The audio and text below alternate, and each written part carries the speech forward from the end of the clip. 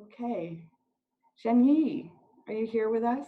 Are you just about ready to go? It's 12:30. Yes. Wonderful. So before we begin, I just want to say hello, welcome everybody to the Varley Art Gallery's first ever online program. Thank you so very much for signing up and being here with us today. The gallery has been offering these lunch and learn programs for several years, and it would not be possible without the support of from the Varley Mackay Art Foundation.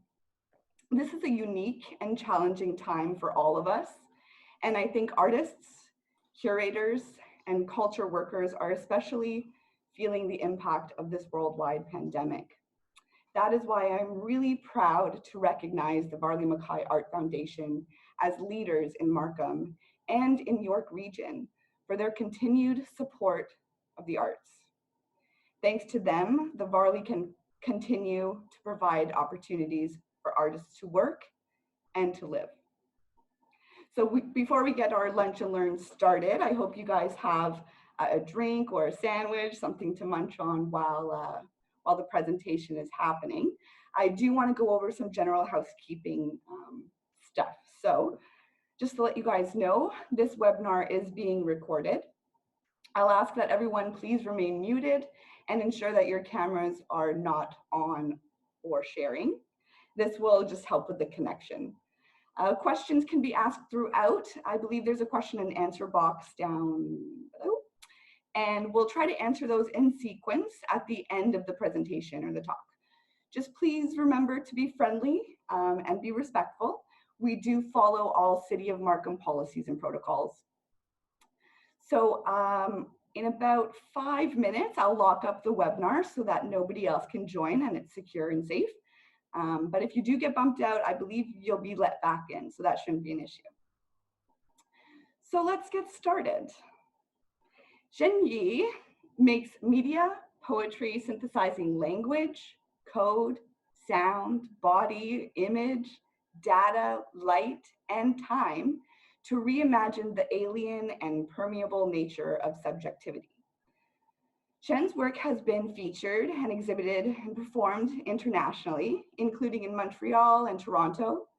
Currently, her work is at the Varley Art Gallery of Markham, but she's worked in the US, in the UK, Sweden, Germany, and Beijing. Xuan's live performances and music have received critical accolades from Bandcamp, Musicworks, and Exclaim. So here with us today, Xuan Ye. Thank you so much for joining us. I'm going to stop sharing my video so you can take center stage. Again, everybody who's come to join us, welcome. This is our first online lunch and learn provided by the Varley Art Gallery and supported by the Varley Mackay Art Foundation. Thank you.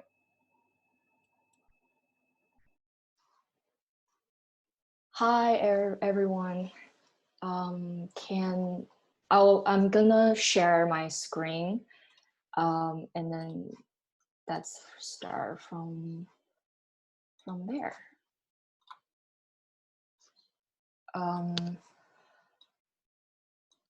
Can everyone see my screen now?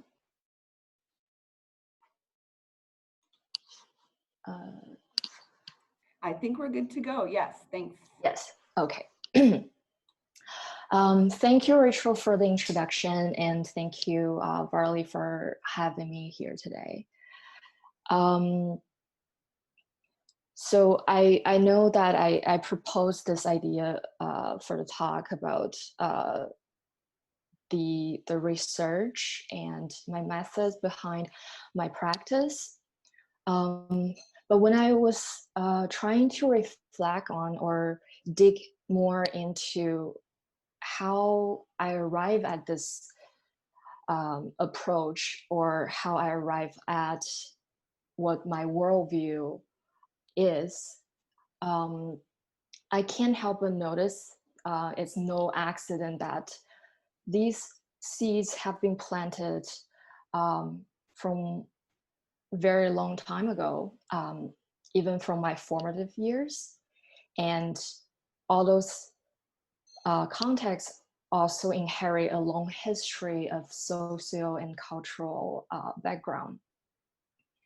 And this kind of view of auroboric space-time, which is very core in my project, that is showing at Filling the Klein bottle,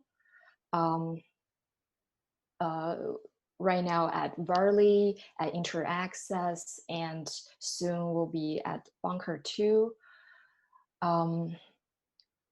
So instead of talking about art or art theories, instead, I would like to share some of my early experiences, sort of a autobiographical journey, and how I arrive at where I am now with the intuition, the intentions, and knowledge, and my memories with migration, with water, with bending space-time as a strategy to cope with emotions, and then how all of these background feeds back to the making of the project. The spectacles before us were indeed sublime.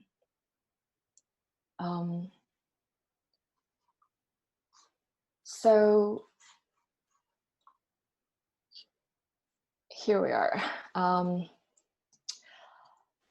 was born in 1989 in Lixian County in Hunan province in China.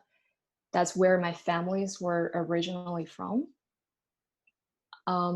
Like all the other underdeveloped inland provinces, where I was born was a very small town, which was at the time mostly farmlands. And almost every summer, even till today, every summer, there was a flood warning. So this idea, this image of water has been planted in my head from the very get-go. Right, this image of me in front of this backdrop of sunset, which very uncanny like fits back to this work that's showing at the Varley right now. So my parents were amongst the early generations of the working class who took the oath to dedicate their youth to the greater development of the country.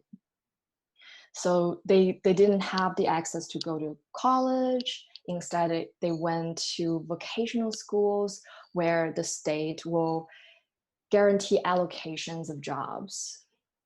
So not even before I turned 1, my parents were recruited by the country to develop the coast.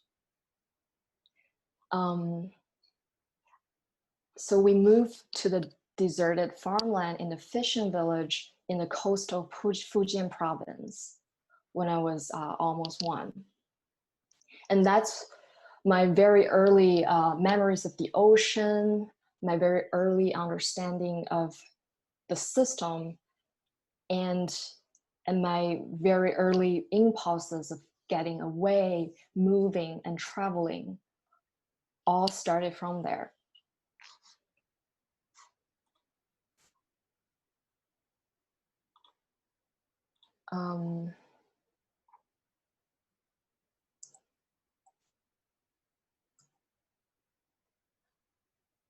So this is where, what you see in it right now, it's where that fishing village was. At the time, they didn't even have a name. So at the time, many families from all around China relocated to this fishing village to build a factory complex for petrol oil and chemicals. My dad at the time worked at the harbor. He was a crew member on the ships.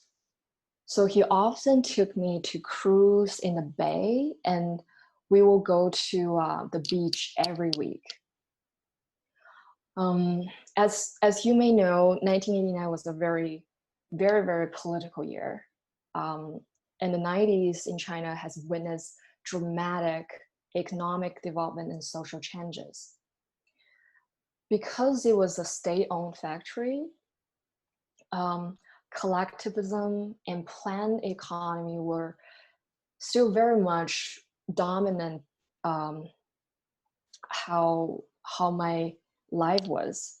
It was a time where our apartment was allocated by the state, and how big it is completely depend on how your parents' education level are and what are their position titles. And that's why from a very, very early young age, I know that I have this awareness that the only way for me to get out of the box, to get out of there, was through learning and education.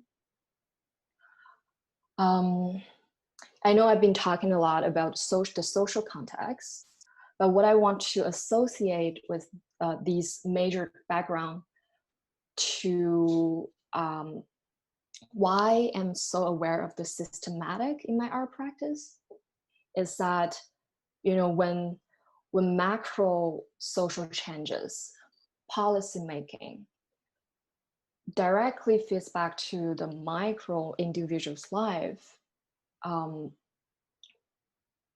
lot of times you're in a very passive situation. And my life paths have been changed for countless times due to these changes.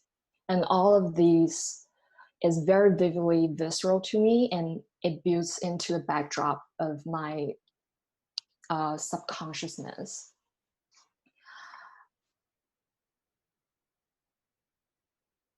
And yes, the fishing village, the factory complex, because it was located by the ocean, and you know, still till now, I still have this very visceral memory of, you know, the ocean, the weather. These two pictures you're seeing now are my family's. You can tell, like, you know, the plants, you know, the really big palm trees and the sandy beaches, and these are all very precious and very important memories for me. And you know, ever since I moved to Canada, I, you know, there's this bodily nostalgia that's longing for the tropical, and it was always so very, very intense. And I thought a lot about how we translate these memories and these deep emotions into the art. So, and in one of the work that's showing at Varley, I made this backdrop of image of the horizon, and had a warm light shining through the horizon, as if, you know, the sun was animated, and if you are experiencing it in the space, the warmth of the lights will also kind of feedback to this sensorial feelings. And that's how very much I associate these deep memories with the art making.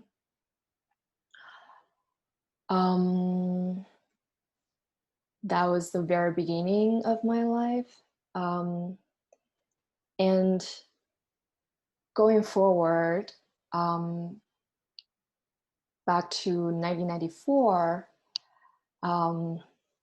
probably because my parents never had access to good education or anything. They had this insane expectation on me and invested a lot in my education. So when I was about 5 years old, I started primary school. And my family was one of the only people in the factory complex who bought a piano. And every Saturday, like every week, my mom would take me for piano lessons in the big cities around us. And at the time, it's public transportation it's really not underdeveloped. It always took us at least 4 hours on buses, on cars to get to the teacher's home. And, you know, I travel a lot during that time. And not to mention the really brutal training I had with piano. Learning piano has changed my life for many reasons. You know, I spent most of my childhood playing piano, going to master lessons, summer camps, and competitions. There's this one anecdote. Now I thought about it, and it's just so uncanny right now to me. But at the time, it was such a normal and even something that signify how good student I am.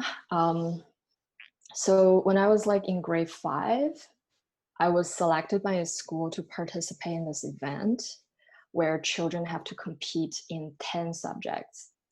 The goal of the competition is to educate children to be well-rounded. And that was pretty much promoted by the state's policy of holistic quality education.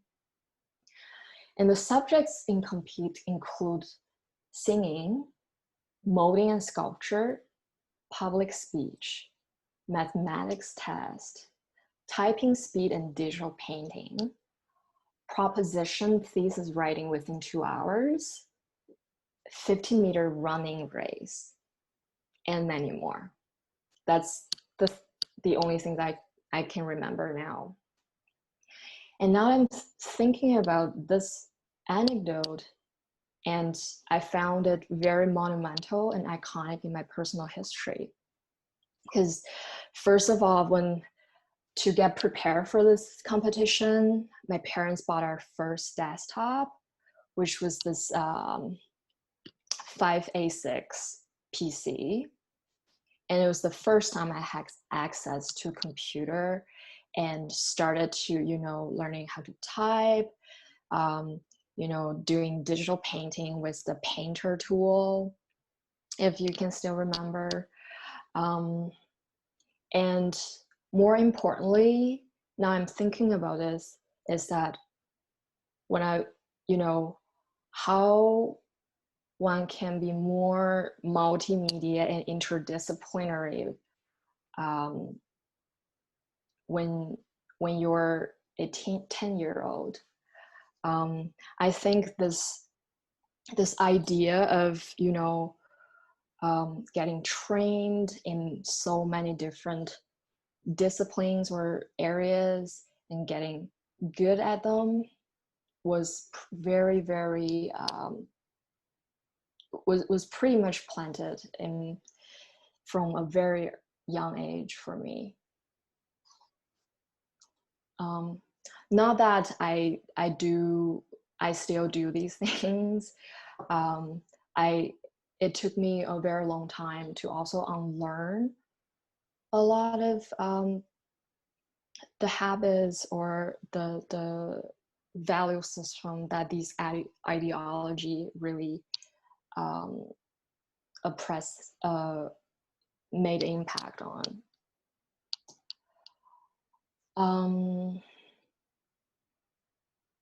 And going forward, about 2000, because of the factory complex, they decided to cancel the local middle school.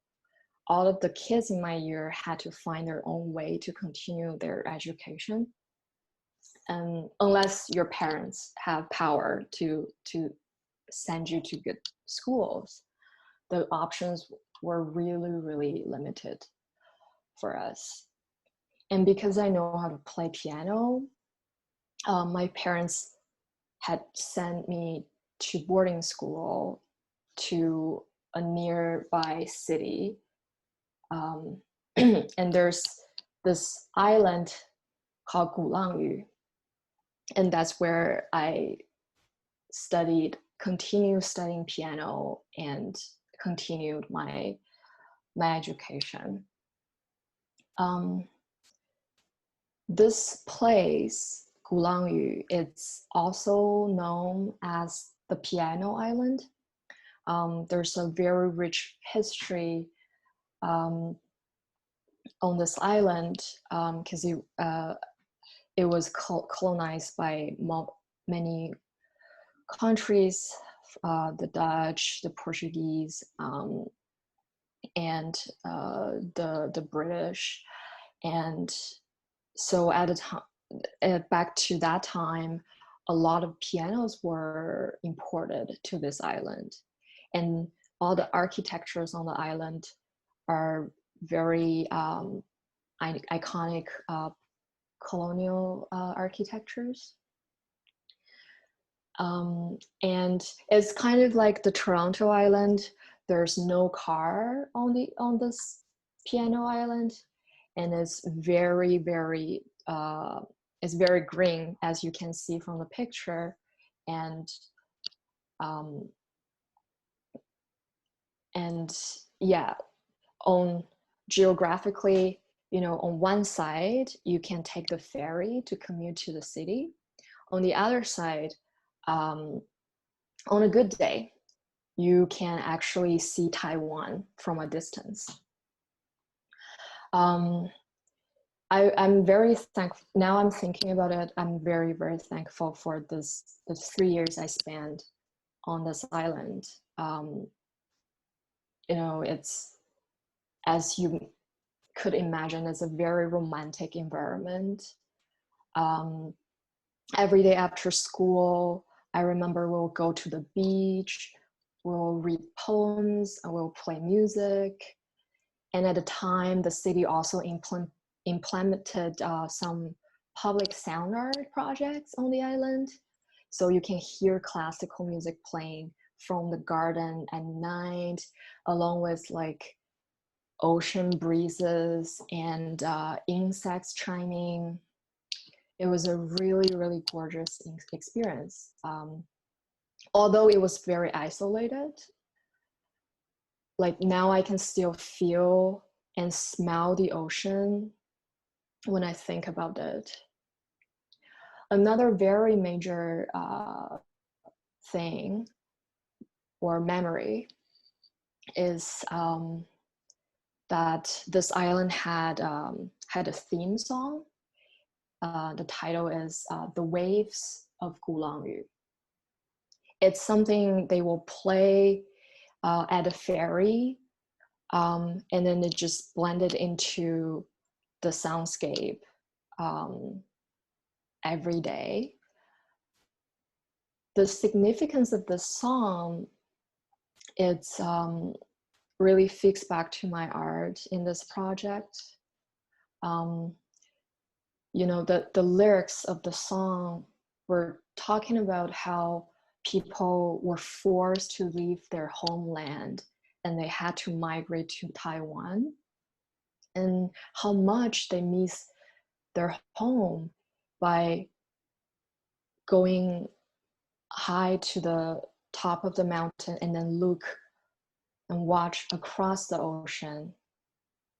And this feeling of nostalgia, this feeling of, you know, separation and looking back, I believe are very deep in my memories and emotions. Relating back to the work at Varley, I made this light box, and the title is Solidity. Solidity means it's Portuguese. It's not supposed to be translatable, but it actually means nostalgia and you know, this presence of loss. And I found a very natural and intrinsically familiar to me. And by composing this this image, I thought about how, if we think about the moment when we left our mother's womb, if we consider that as the beginning of this trip, we already left home. And starting from there, we embark on this journey of life. And, you know, with all the other factors or contexts,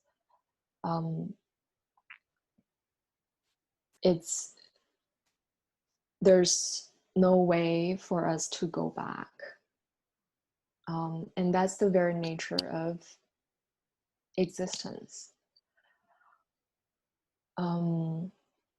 There are more background behind this artwork. I will talk about that later.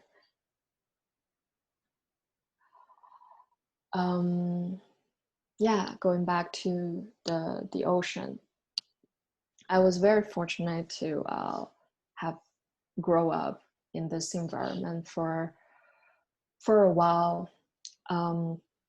After conservatory, I had to go to a normal high school because my family couldn't afford my music education anymore. So I followed a very normal path, and eventually I went to Shanghai for my undergrad in business school, where I studied e-commerce and finance. And after graduation, I moved again to Guangzhou, where I had a day job as a data analyst in a media planning company while being a bar singer at night. That experience, it's even if it was not long, it was about a year, but it was the earliest memory or experience where I get to go to the back end of how things are running. What is media planning? It's a kind of is an industry that was very much invented because of capitalism in advertising. So what we do was very specific. We collect data about how individuals or households consume media of various kinds, including TV, digital, you know, outdoor advertisements, and all sorts, and how consumers react to these different media. From there, we determine which media to choose to put certain commercials or posters or any branding messages. And this experience really, I learned so much from this experience. about how our lives are very much manipulated in the back end. You know, what you see on a daily basis, they're all very intentionally planted. You know, this idea of mediation, it's hierarchical and it's nested. It has a very complex back end. And I believe that's where my interest in data came from. And how I got very interested in the systematic. And going back to the work in this project, what you're seeing right now is the work that's showing at InterAccess right now, Belly of the Whale. Basically, I turned, in collaboration with my friend Jonathan Carroll, we turned a cruise experience into a VR experience where the tourists, the users, can navigate on the cruise ship and on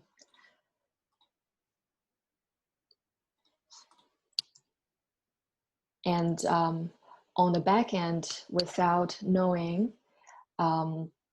the machine, the VR engine is tracking the path, the movement of the tourists, of the users, and it became this constellation of map.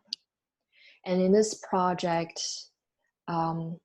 it's really pointing out to, it's really looking at the surveillance of, you know, how data or how information, how algorithms controlled our lives on a very, very simple, very subtle way.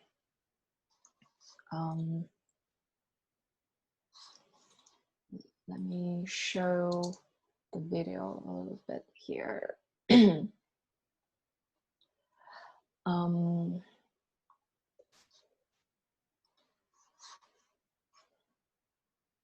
Yes, and in the VR experience, in addition to navigating in on a cruise ship, the users also will encounter this staircase room where if they go in, they will the staircase will algorithmically generated. So it seems like an infinite dungeon that they're forced or passively sent to. And this is also a very, you know, a very direct reflection of how mediation works on us.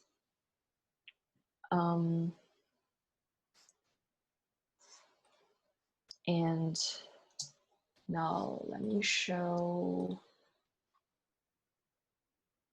the visualization looks like.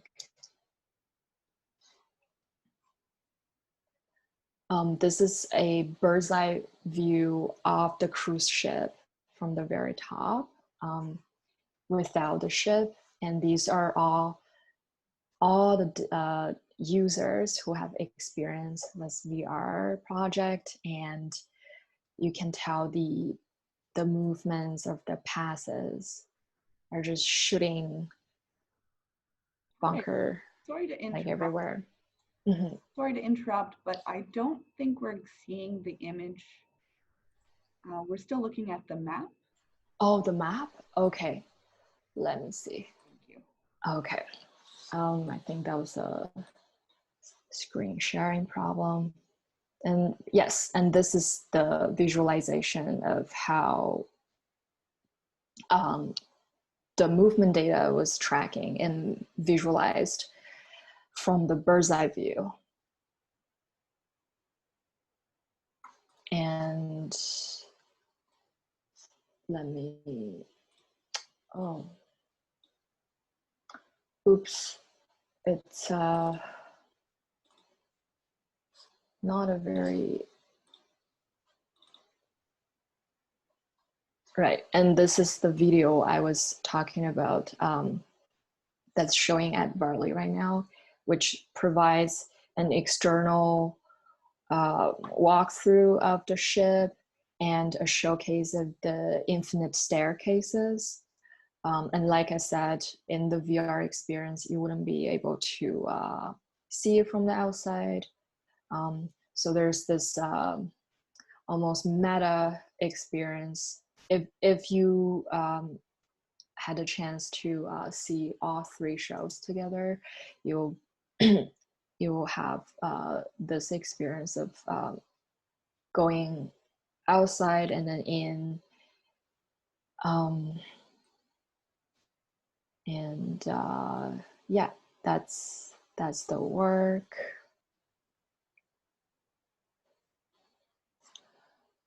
Oh, unfortunately, I think I have to stop sharing and then restart it again. I'm sorry, guys. We do have one question you might be able to answer now. Yes, let's go with that. SH, what is the name of the island in Chinese? Can you go back to speaking about your home island? Oh, yes. Let's see. Which I'm gonna share the screen now.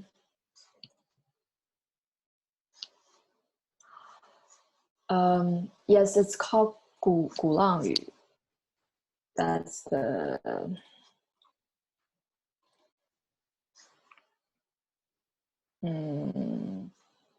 beautiful. Like, no, Wi-Fi is not really working.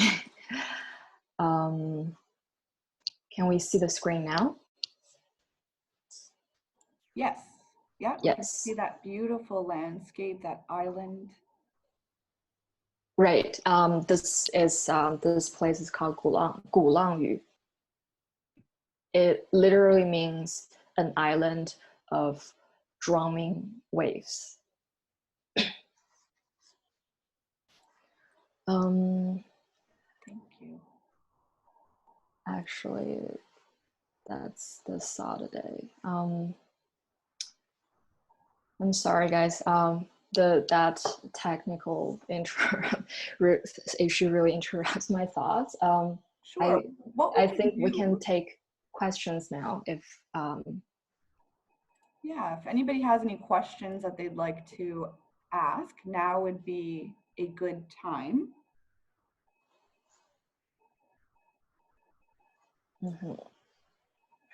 I found your talk about nostalgia and not being able to go back quite fascinating. It's something that I look at and consider in my own practice. Can you talk maybe more about how during, especially this time, there is sort of a resurgence of going back to using old technologies and even making phone calls again, instead of texting and now Zoom, of course, but we're going back and we're starting to make phone calls. How do you think that will change the way people are consuming or reacting to some of this? Yeah, definitely. I think, you know, right now where we are now, it's really related to what I was talking about, how the macro systematic influencing individuals' lives. And I think, you know, the nostalgia of the technology, it's really related to how, there's this, we call it a plasticity of how media work on our consciousness and work on our our brain. And because how fast the development has been going on, you know, there's just not enough time or not enough break for people to rewire their brain.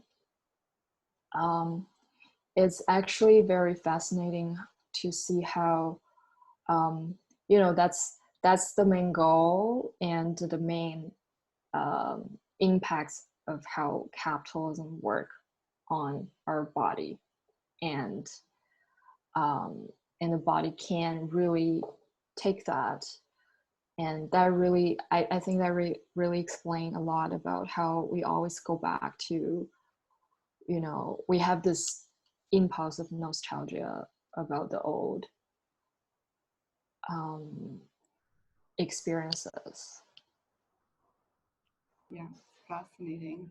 I love the idea of not being able to go back to a home once you've kind of left it, because as a person and you've experienced so much more than what you would have just staying home, and so to go back, it's quite different. Now, I found your cruise VR experience especially relevant during this time. I think just monitoring how we physically move around a space is fascinating. And I know in my own studies, I looked at how people move around kitchens and homes, and how that kind of dictates design and how we, how we function. So that's about 1:15 now. Again, I want to just say, does anybody have any questions before we sign off? I want to open up the space to anybody who has questions related to the talk. Great, so we have a couple coming in now. Thank you so much. The first one is, how do you describe yourself in art? Wow, that's a very broad question. I wonder, well, there are many different, if you can look at this question from many different perspectives, and I wonder what you are interested in knowing, which well, I'll pose the question and we'll come back to that.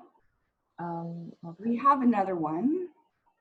Oh, okay. How did you unlearn? How do you unlearn? Yeah, this is something I didn't get to talk about. I didn't have this awareness of unlearning until I moved to New York for my graduate school. And it's where, you know, for a person who never went abroad and had this kind of upbringing, New York City was a huge, was huge, and to me. And at the time I was studying media and communication studies. You know, I learned critical theories, and the core of critical thinking is to analyze or to think about things, look at things from different perspectives.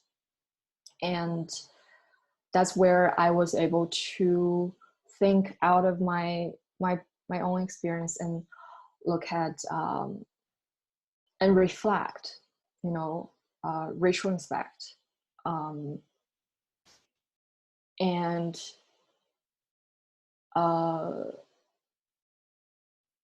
in regards to how, my personal method or way is through performing, because I had a very dense history of learning music.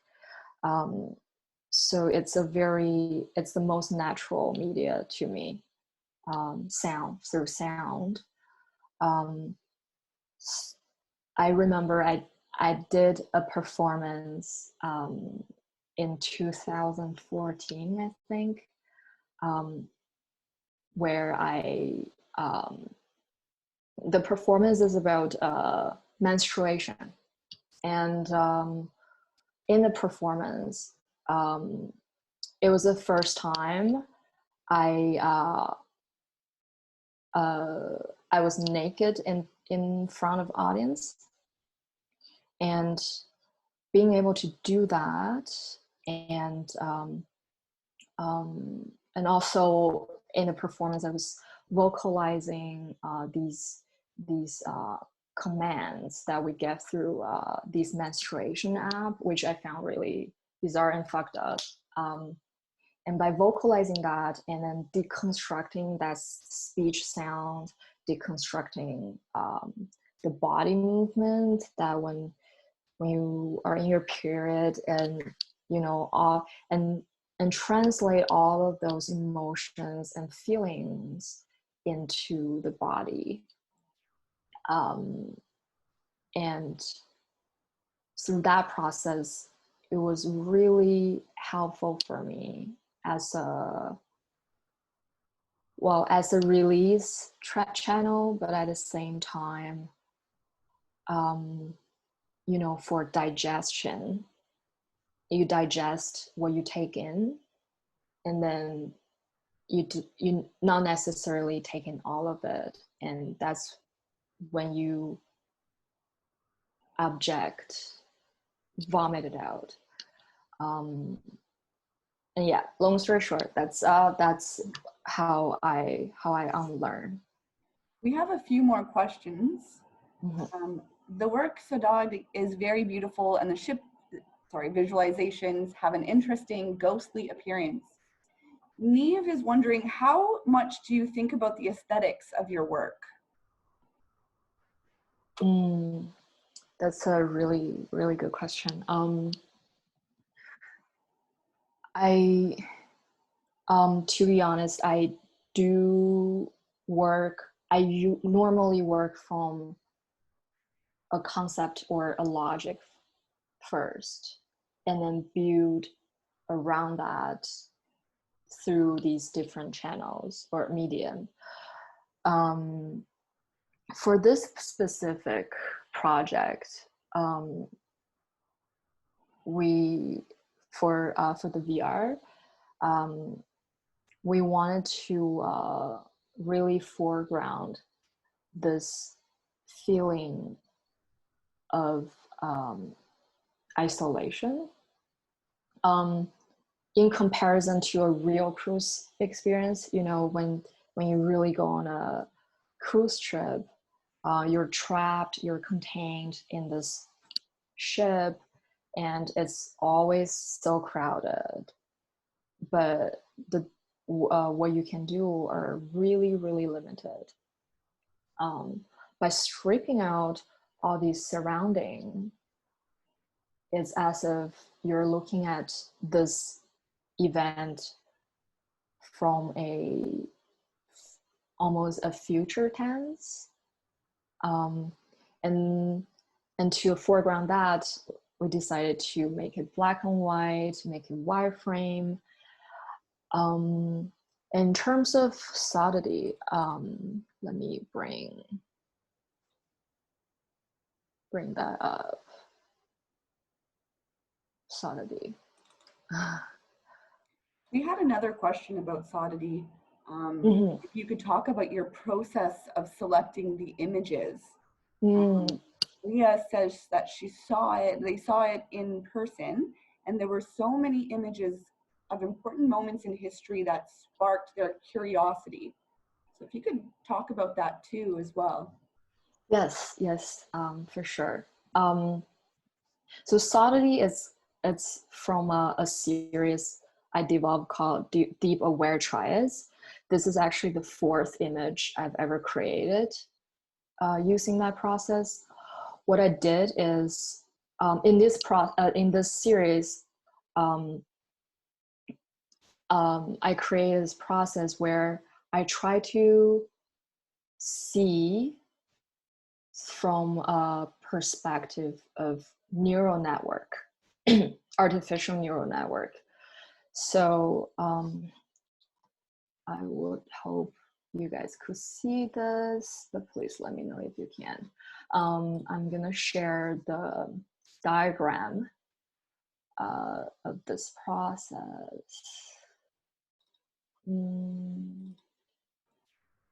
And then an anonymous attendee would like to know, thanks you for your time, and would like to know what your type of art is called. I mean, that's a very good question. To myself, I think they're installations, right? Because they have a bodily presence. But of course, you can situate it in many different fields, like new media, right? Or media arts, or mixed media, multimedia practice. Great, thank you. Right. Can people see the diagram? Or no? No, you can't see the So we're diagram. seeing solidity, I believe. Right. Yeah, let me reshare this image because it's very important. So basically, I try to make a digital collage based on this diagram.